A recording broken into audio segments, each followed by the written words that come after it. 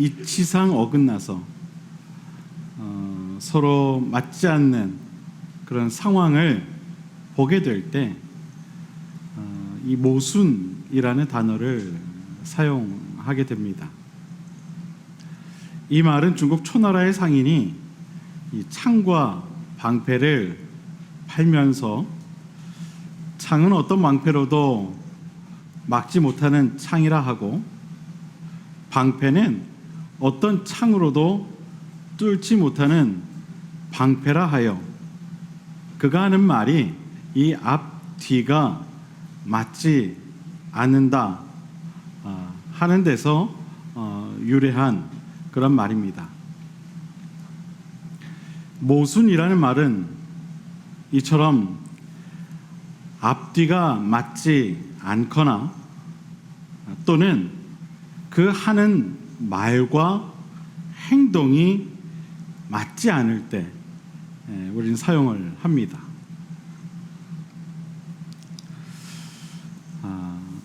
오늘날에는 참 많은 그리스도인들이 있습니다. 그런데 마치 그들의 모습이 이처럼 모순된 모습과 같을 때가 있습니다. 그 이유는 오늘날 많은 크리스찬들은 하나님께서 자신을 사랑하신다는 사실을 입술로는 고백하며 살아가지만 정작 그 삶 속에서는 그 하나님의 사랑을 온전히 누리지 못하는 삶을 살아가기 때문입니다. 입으로는 하나님의 사랑을 받는 존재로 그렇게 고백은 하지만 정작 삶에서는 그 하나님의 사랑을 받는 존재로 살아가지 못하는 그 모습, 이 또한 모순된 오늘날 이 그리스도인들의 모습이 아닌가 싶습니다. 왜 그럴까요? 왜 많은 그리스도인들이 그러한 그 모순된 모습으로 살아가는 걸까요? 사도 바울은 갈라디아서 2장 20절에서 이런 고백을 합니다. 내가 그리스도와 함께 십자가에 못 박혔나니 그런즉 이제는 내가 사는 것이 아니요 오직 내 안에 그리스도께서 사시는 것이라. 이제 내가 육체 가운데 사는 것은 나를 사랑하사 나를 위하여 자기 자신을 버리신 하나님의 아들을 믿는 믿음 안에서 사는 것이라. 아멘. 갈라디아서 말씀을 통해 사도 바울은 자신이 그리스도와 함께 십자가에 못 박혔다고 그렇게 고백을 합니다.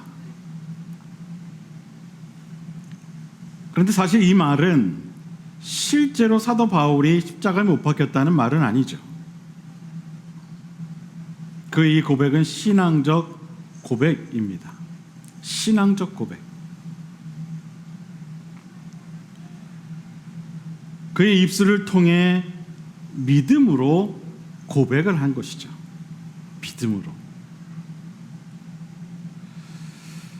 여러분, 사도 바울이 말한 또 고백한 이 고백, 그리스도와 함께 십자가에 못 박혔다 하는 이 말의 의미가 무엇을 의미하는 걸까요? 바로 죽음을 의미하는 거죠. 나는 그리스도와 함께 십자가에서 못 박혀 함께 죽었다.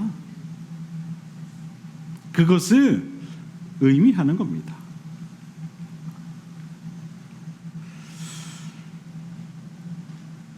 이제는 자신의 생명이 더 이상 자신의 것이 아니라 오직 그리스도와 함께하는 그런 생명이 되었다는 것입니다. 이전에 자신의 성품과 고집과 모든 세상적인 가치관이 이제는 더 이상 자신을 주장하지 못하게 되었음을 선포하고 있는 것입니다.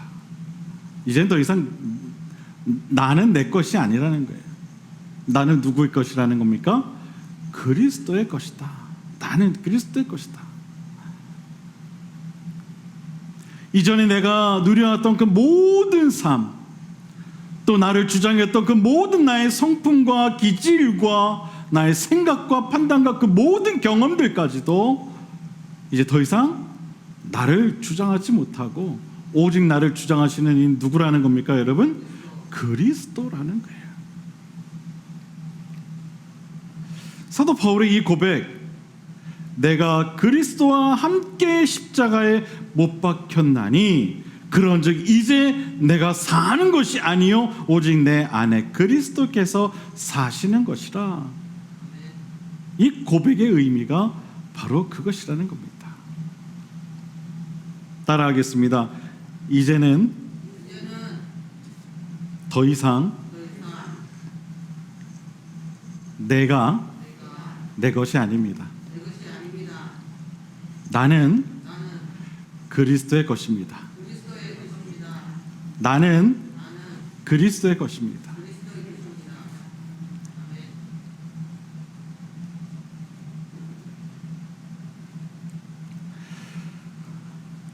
사랑하는 여러분,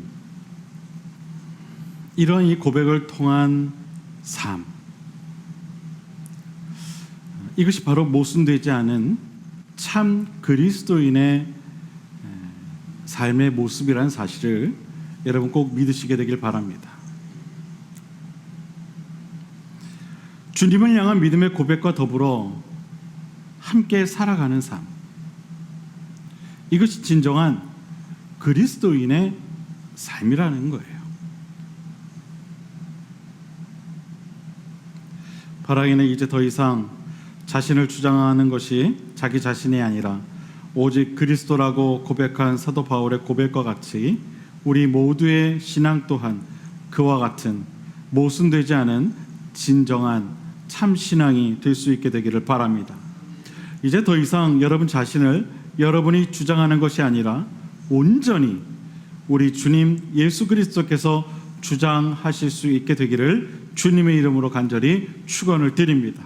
그리고 그러한 삶이 되도록 여러분의 그 신앙 고백과 같은 그런 삶을 꼭 살아가실 수 있게 되기를 바랍니다. 이것이 우리가 이 모순된 신앙으로부터 벗어날 수 있는 방법입니다. 나의 입술의 고백과 동일한 삶을 살아가는 것, 나의 생명과 나의 삶 전체를 우리 구주 예수 그리스도께서 주장하실 때에 우리는 비로소 온전히 하나님의 사랑함으로 살아갈 수 있게 되는 줄로 믿습니다. 윌슬리 목사님의 기도문 가운데 이런 기도문이 있습니다. 나는 더 이상 내 것이 아닙니다. 당신의 것입니다. 당신의 뜻 안에 나를 있게 하시고 당신이 뜻하는 사람과 함께 있게 하소서. 일을 행하게 하시고 고통받는 곳에 나를 있게 보내소서. 당신의 지시에 따라 일하게 하시고 당신과 동행하게 하소서. 당신을 위해 높임받게 하시며 당신을 위해 낮아지게 하소서. 나로 풍부하게 하시며 빈곤하게도 하소서. 나로 모든 것을 가지게 하시고 아무것도 가지지 않게도 하소서. 나는 아낌없이 모든 것을 당신의 손에 당신의 사용에 맡깁니다. 그리고 이제 영화롭고 복된 하나님 아버지, 아들이신 예수님과 성령님, 당신은 내 것이며 나는 당신의 것입니다. 내가 땅에서 맹세한 이 언약을 하늘에서 확증하여 주소서. 아멘. 웨슬리 목사님의 그 기도문의 이 고백, 나는 더 이상 내 것이 아닙니다. 당신의 것입니다. 사도 바울의 고백과 동일한 고백이죠. 나는 더 이상 내 것이 아닙니다. 나를 부정하는 거예요. 다시 말해서 나는 십자가에 못 박혔다는 것이죠. 나를 부정하는 거죠. 주님이 그러셨죠. 자신을 부정하셨어요. 아버지의 뜻에 맡기셨죠. 자신을 부정하는 그 삶, 온전히 나를 주님께 드리는 그 삶, 그것이 진정한 그리스도인의 삶인 것입니다. 사랑하는 여러분, 여러분이 살아갈 때 가장 먼저 하나님을 위한 삶이 무엇인가를 끊임없이 고민하며 살아가실 수 있게 되기를 바랍니다. 그리고 늘 언행일치의 삶을 살아가실 수 있게 되기를 바랍니다. 그러면 우리의 삶은 하나님이 기뻐하시는 온전한 그리스도인의 삶이 될 줄로 믿습니다. 오늘 본문은 이 온전한 신앙인의 삶에 대한 방향성을 제시합니다. 오늘 본문을 통해 주님은 우리를 향해 이렇게 말씀하시죠. 나는 마음이 온유하고 겸손하니 나의 멍에를 메고 내게 배워라. 아멘. 여러분, 주님께서 뭐라고 말씀하십니까? 나는 마음이 온유하고 겸손하다. 그러니까 이 나의 이 멍에를 메고 나에게 와서 이것을 좀 배워라. 배워라. 여러분, 주님이 우리를 향해 무언가를 배워라 라고 하시는 말씀의 의도가 무엇일까요? 너희가 그렇지 못하니, 다시 말해서 너희 마음이 온유하지 못하니, 또 다시 말해서 너희 마음이 겸손하지 못하니, 너희가 비록 그것을 좀 멍에와 같이 힘들게 여기더라도 그것을 좀 메고 나에게 와서 그 마음을 좀 어떻게 하라는 거예요? 배우라는 거예요.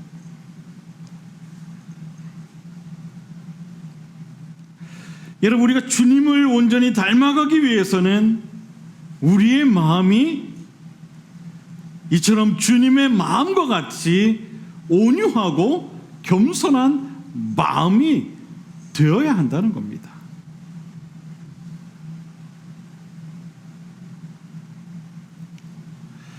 본문이 말하고 있는 이 마음이 온유하고 겸손하다, 이 한글 성경을 영어 성경으로 번역된 것을 보게 되면, 제가 지난주에도 영어를 썼는데 오늘도 또 영어를 또 쓰게 되네요. 제가 잘 안 쓰는데 자꾸 쓰게 되는 것 같아요. I am gentle and humble in heart, 이렇게 번역이 되어 있는 것을 보게 됩니다. gentle 또 humble, 두 단어를 사용한 것을 보게 돼요. 나는 마음이 온화하고 겸손하다, 이런 뜻이에요. 이 여기서 말하는 온유하다, 또 온화하다는 말의 의미가 무엇입니까? 따뜻하다, 또 친절하다, 부드럽다, 그런 의미입니다. 다시 말해서 우리가 주님의 마음을 본받는 자가 되기 위해서는 먼저 우리가 주님의 그 따뜻하고 친절하고 또 부드러운 바로 그 온유한 마음을 배워야 한다는 말입니다. 배워야 한다는 거예요. 함께 따라해 보겠습니다. 주님의 온유한 마음을 배우자. 그래가지고 배울 수 있으시겠어요? 아이고, 지금 배워라, 배워. 좀 그 주님의 온유한 마음 좀 배워라. 성격 좀 죽이고 좀 부드럽고 온화하고. 우리 장로님, 제가 그러고 있는데 그렇게 크게 아멘 하시면은 저보고 그러시는 거 아니죠? 예. 여러분 자신한테 좀 그렇게 좀 이야기를 해주세요. 저 주님의 온유한 마음 좀 배워라. 병구가 영이야. 옥내야.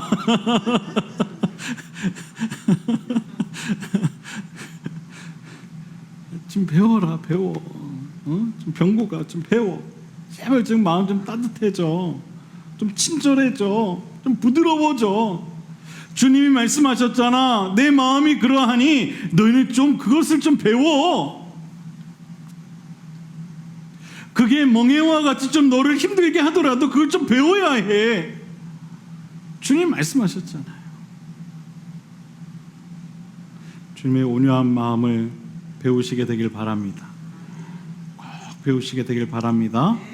그래서 여러분들의 마음이 주님의 마음과 같이 따뜻하고 친절하고 부드러운 그런 주님의 마음과 같게 되기를 바랍니다. 우리의 마음이 온유하기 위해서는 먼저 상대방을 바라보는 우리의 시선이 바뀌어야 됩니다. 무슨 이야기냐 하면 이해하려는 노력이 필요하다는 거예요. 상대를 향한 마음이 좀 부드러워지고 따뜻해지고 친절해지기 위해서는 상대방을 바라볼 때에 좀 이해하는 시선으로 바라보아야 한다는 거예요. 여러분, 주님께서 우리를 바라보실 때 여러분 얼마나 답답하시겠습니까? 그렇지 않겠어요? 얼마나 속이 타시겠어요? 우리를 바라보실 때 솔직히 그렇지 않겠습니까, 여러분? 아휴, 근데 여러분, 주님은요 우리를 이해하세요. 속상한 마음은 있으시겠지만 그럼에도 불구하고 우리를 이해하셨다는 거예요. 주님은 우리의 부족함과 연약함과 모자람을 바라보지 않으시고 우리를 먼저 이해하셨다는 거예요. 그래. 그리고 모든 것을 우리 기준에서 바라보아 주셨어요. 주님의 기준으로 우리를 바라본 것이 아니라는 거예요. 사실 주님께서 우리를 이해하신다는 것은 결코 쉬운 일이 아닐 겁니다. 주님이 보시기에 우리가 얼마나 부족해 보이겠습니까? 이것은 아마도 누구나 마찬가지일 거예요. 주님의 기준으로 바라보신다면 어느 누구도 그 기준에 한참 모자랄 거예요. 어느 누구라도. 그렇지만 주님은 주님의 입장에서 우리를 바라보지 않으시고 우리의 입장에서 우리를 바라보아 주셨어요. 그러니까 우리를 품으실 수 있었던 거예요. 여러분, 우리가 누군가에 대한 이 온유한 마음을 갖기 위해서는요, 이처럼 모든 것을 내 기준에서 바라보는 것이 아니라 상대방의 입장에서, 상대방의 기준에서 바라보는 그러한 마음, 그러한 시선을 가질 필요가 있다라는 거예요. 저는 우리 그림교회 모든 성도님들의 시선이 상대방을 이해하는 시선이 될 수 있게 되기를 바랍니다. 상대방의 입장에서 상대방을 바라보는 그러한 시선을 가질 수 있게 되기를 바랍니다. 그럴 때 우리의 마음이 온유해질 수 있는 거예요. 온유해질 수 있는 거예요. 계속해서 주님은 말씀하시죠. 내 마음은 겸손하다라고 또 말씀하십니다. 주님께서 산상수훈 말씀을 시작하시면서 가장 먼저 하신 말씀이 뭡니까? 심령이 가난한 자에 대한 말씀이에요. 심령이 가난한 자는 복이 있나니 천국이 그의 것이다. 그렇게 말씀을 하셨죠. 여기서 말하는 이 심령이 가난하다는 말의 의미로 세 가지를 이야기하는데 비우고 낮추고 깊어지는 것을 말합니다. 이것이 심령이 가난한 자예요. 비우고 낮추고 깊어지는 것. 오늘 본문에 나오는 이 겸손이라는 말도 이와 같은 말입니다. 마음을 낮추는 것을 말하죠. 겸손은 마음을 낮추는 거예요. 헬라어 성경을 보면 겸손이라는 말의 의미를 이렇게 해석을 합니다. 마음의 위치가 낮아지는 것. 그렇게 해석을 해요. 마음의 위치가 낮아진다. 여기서 말하는 이 마음의 위치가 낮아지는 것이란 무슨 뜻일까요? 내 마음이 아닌 상대방의 마음이 이 높아지는 것을 말하는 거예요. 성경을 보면 천국에 갈 수 있는 자를 말하면서 어린아이와 같아야 갈 수 있다 하는 그런 말씀이 나오죠. 여러분, 어린아이들을 보면은요 어떻습니까? 높낮이가 없어요. 그렇죠? 다 친구예요. 그렇지 않습니까? 애고 어른이가 없다는 거예요. 네. 그냥 다 친구예요. 동료예요. 여러분, 어린아이가 할아버지 수염을 잡아당기는 것은요 버릇이 없어서 그런 게 아니에요. 그냥 친구니까 그러는 거예요. 동료니까 그러는 거예요. 저희 어머니께서 우리 현기 보고 가끔 그런 얘기를 해요. 현기가 어렸을 때 할머니 안경을 몇 개를 해먹었는지 모른다.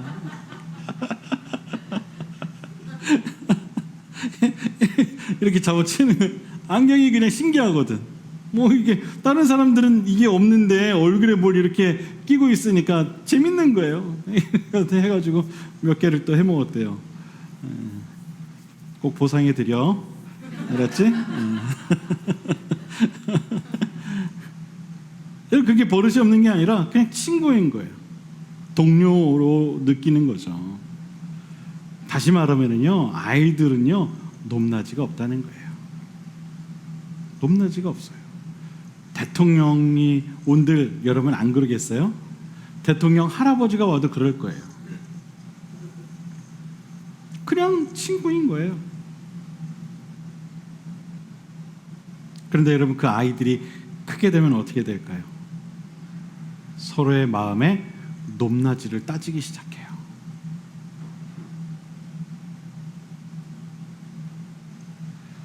그리고 나보다 마음이 높은 사람, 나보다 마음이 낮은 사람, 이것을 정하게 된다는 거죠. 그 좀 나보다 높은 사람일 것 같으면 나보다 낮은 사람일 것 같으면 이렇게 변하게 되죠. 어린아이가 마음에 높낮이가 없다는 것은 모두가 평등하다는 것을 말합니다. 그리고 더 나아가 마음이 낮은 마음이 된다는 것은 나보다 남을 더 낮게 여긴다는 것을 의미합니다. 주님은 우리를 향해 말씀하세요. 내 마음이 겸손하니 와서 그것을 배워라. 이 이야기는 무슨 이야기입니까? 너희 마음을 항상 낮은 곳에 두라는 거예요. 나보다 남을 항상 어떻게 귀하게 여기라는 거예요. 그럼 지난 주일 말씀처럼 주님은 겸손한 마음으로 우리의 발을 씻겨주셨잖아요. 주님은 우리도 이처럼 겸손하기를 원하십니다. 우리의 마음도 주님의 마음처럼 낮아지길 원하세요. 사랑하는 여러분, 주님의 겸손한 마음을 꼭 배우실 수 있게 되기를 바랍니다. 그래서 항상 나보다 남을 낮게 여기는 그런 삶을 꼭 살아가실 수 있게 되기를 바랍니다. 사실 사람이 태생적으로 가지고 난 이런 성격이나 성품이나 어떤 이 기질을 고친다는 것은 결코 쉬운 일은 아닙니다. 마음대로 고칠 수 있는 게 아니에요. 주님께서 내 마음이 온유하고 겸손하니 내게 와서 그것이 좀 힘들더라 좀 배워 라고 말씀하셨다고 해도 그것을 쉽게 배울 수 있는 게 아니라는 거예요. 그래서 우리 이런 성격이나 성품이나 기질을 고치기 위해서는 누군가의 도움이 반드시 필요한 거예요. 바로 성령님의 도우심이 필요하다는 거죠. 여러분, 우리가 왜 성령 충만함을 받아야 하는가? 나를 바꾸기 위해서, 내가 변화되기 위해서 성령 충만함을 받아야 된다는 거예요. 주님처럼 온유하고 겸손한 마음을 배우기 위해서 성령 충만해야 한다는 거예요.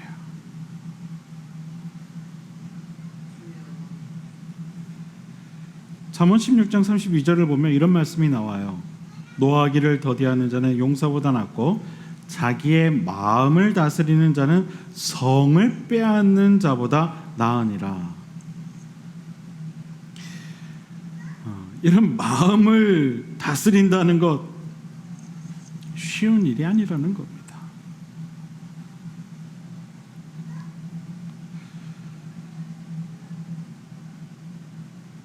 하지만 성령께서 우리 안에 찾아와 주시고 우리를 다스려 주시고 우리의 성품까지 그렇게 변화시켜 주시면 우리의 인생이 달라지게 되는 줄로 믿습니다. 여러분, 우리는 우리의 성품과 기질을 통해서 하나님의 영광이 드러나지 않는다면 기꺼이 우리는 우리의 성품과 기질을 고치거나 또 버릴 수 있어야 하는 겁니다. 사실 우리의 성품과 기질을 고치거나 버린다는 것은 쉬운 일이 아닙니다. 그래서 구약에 보면 하나님께서 모세를 부르시기 전에 그를 광야 가운데 몇 년 동안 있게 하셨습니까? 40년 동안 있게 하지 않았습니까?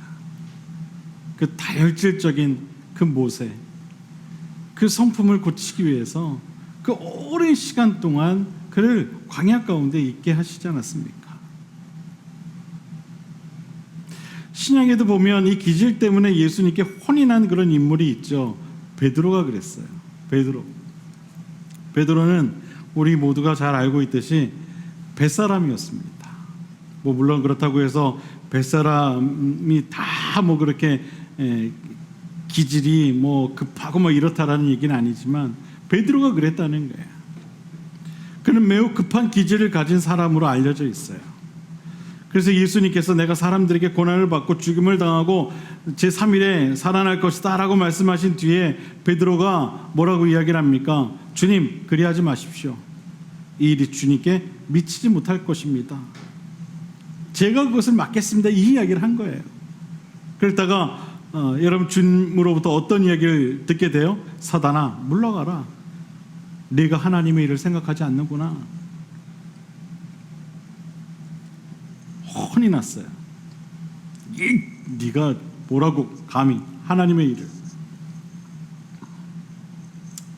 물러나 있어. 하나님의 일은 그렇게 하는 게 아니야. 하나님의 일은 너의 그런 기질이나 어떤 성품이나 네 혈기로 하는 게 아니야. 혼이 났어요.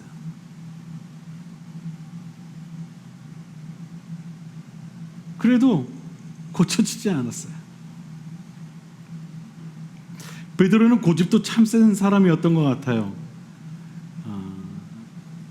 여러분, 이 고기를 어부들이 이제 잡지 않습니까?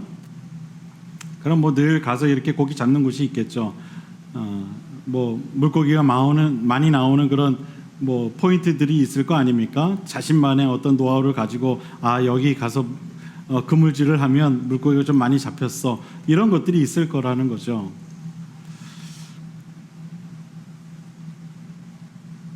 예수님이 십자가에서 돌아가신 후에 고향에 가서 그가 그물을 던집니다.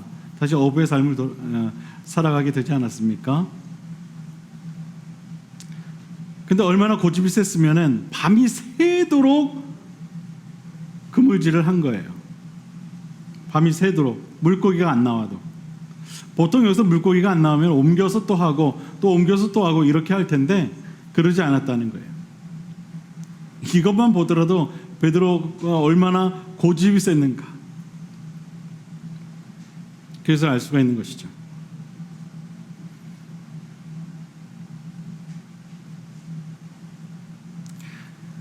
베드로 사도가 예수님께 얼마나 자신의 그 기질을 고치라, 좀 온유해라, 겸손해라, 이런 말씀을 많이 들었겠어요. 그렇죠? 참 많이 들었을 거예요. 좀 성품 좀 가라앉혀. 혈기로 하지 마. 좀 나한테 배워. 내가 너희한테 어떻게 하니? 나의 이 온유한 마음, 겸손한 마음 좀 배워. 이런 이야기 얼마나 많이 들었겠어요. 근데 그게 쉽게 고쳐지지 않았다는 거죠. 그런데 사도행전을 보게 되면 베드로 사도가 변하게 됐어요. 여러분, 이유가 뭐였겠습니까? 그가 성령의 충만한 은총을 입었기 때문인 거예요. 사도행전을 보면은 이전과 전혀 다른 모습의 베드로 사도가 소개되는 것을 보게 되지 않습니까? 성령 충만함을 얻게 되자 베드로 사도의 모든 것이 변화된 거예요. 사랑하는 여러분, 성령께서는 우리의 모든 성품과 기질까지도 변화시키시는 분이심을 여러분 꼭 믿으시게 되길 바랍니다. 내 자신이 바꾸지 못하는 성품과 기질까지도 변화시키시는 분이신 줄 여러분 꼭 믿으시게 되길 바랍니다. 여러분, 모세를 80에 부르셨던 하나님께서 오늘 이 시간 여러분도 부르고 계세요. 성질 급했던 베드로를 부르셔서 교회 반석으로 삼으셨던 그 주님께서 이 시간 여러분을 부르고 계신다는 거예요. 여러분, 주님 부르셔서 여러분 안에 임하시면 여러분의 삶이 변하고 여러분의 인생이 변하게 되는 줄 여러분 꼭 믿으시게 되길 바랍니다. 여러분, 우리 이에서 성령 충만함을 받아야 되는 거예요. 하나님이 쓰시려면 그 누가 되었든 하나님 반드시 그를 사용하십니다. 어떠한 성품과 기질을 가졌든 그를 변화시켜서 사용하십니다. 바로 성령의 기름 부으심을 통해 그를 그렇게 사용하십니다. 저는 오늘 예배에 나온 여러분이 이러한 성령의 기름 부으심이 임하게 되어 하나님께서 귀하게 사용하시는 그러한 인생들이 다 될 수 있게 되기를 주님의 이름으로 간절히 축원을 드립니다. 우리 자신의 성품과 기질까지도 다스리시는 성령의 강한 임재하심이 오늘 이 시간 우리 모두에게 임할 수 있게 되기를 주님의 이름으로 간절히 축원을 드립니다. 성령이 임하시면 되는 거예요. 여러분이 변하고 여러분의 가정이 변하고 여러분의 직장이 변하고 여러분이 섬기는 우리 교회도 변하게 되는 줄로 믿습니다. 하나님의 역사가 일어나게 되는 줄로 믿습니다. 기도하겠습니다.